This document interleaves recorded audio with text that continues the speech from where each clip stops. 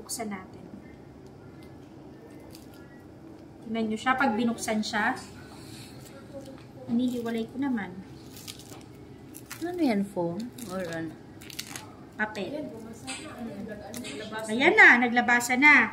So, ganyan siya. Ganyan siya. Okay? Tissue. Okay? Pero ito, tingnan nyo. Una, meron siyang tela. Tela talaga ito. Okay? Tingnan nyo nga. Adobo. Tela yan, gasa yan. Safe yan. Okay? Lahat ng ginamit dito, alam niyo yung ano, food grade. When you say food grade, ang pinandikit dito, bubble gum. Okay? Pwede nyo itong kainin eh. Joke lang. Bubble gum siya. Ito, ang ginamit dito, white rugby. Made in Chinese eh. Diba? Made in China. So, white rugby yan. Ito, ang tawag dito ay negative ion. Ano yung ibig sabihin? Ano yung ano ng negative ion? Ano yung purpose niya? Anong natutulong niya sa atin? Parang pampalamig.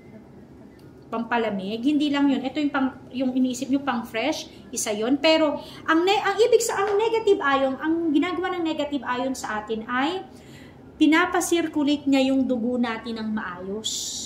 At yung mga maduduming dugo ay nire-release na.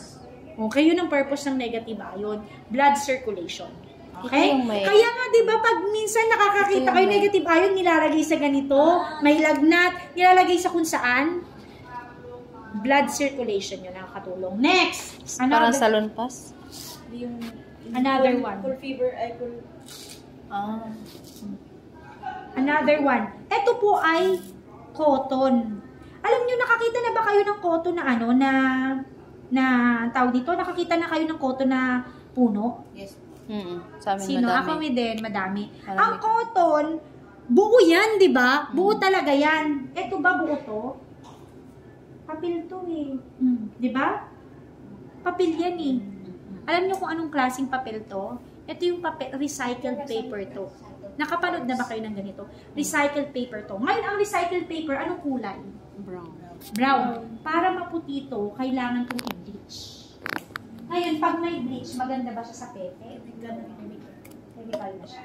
Tama? So, para maputi yung papel na yan, papel yan eh, oh. Eto, cotton to.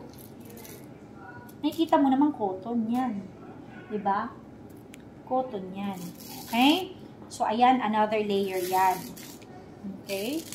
Next, ito yung cover ng nito. Okay? Even yan, natutunaw yan. Okay? Next, ito yung hindi ito yung silica gel na parang pang ano, ito ay absorption gel. Food grade. Wala siyang chemical. Nagigets nyo? Tingnan nyo, hindi kayo matatagusan. Wala lang tayong baso eh. Pero papakita ko sa inyo na even yung isang buong baso, pag nilagyan ko yan sa baso, at nilagyan ko yung baso na yun ng tubig, a-absorb niya pa rin.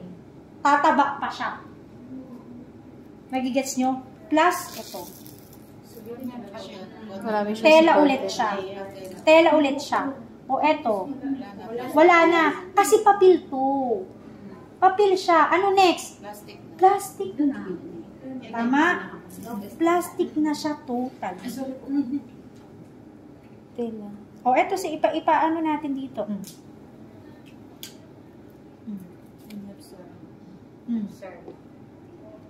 Para siya. Nagets nyo? Ganun kaganda yung ating pads. Ngayon, sa pads pa lang, panalo ka na. Coach Kat,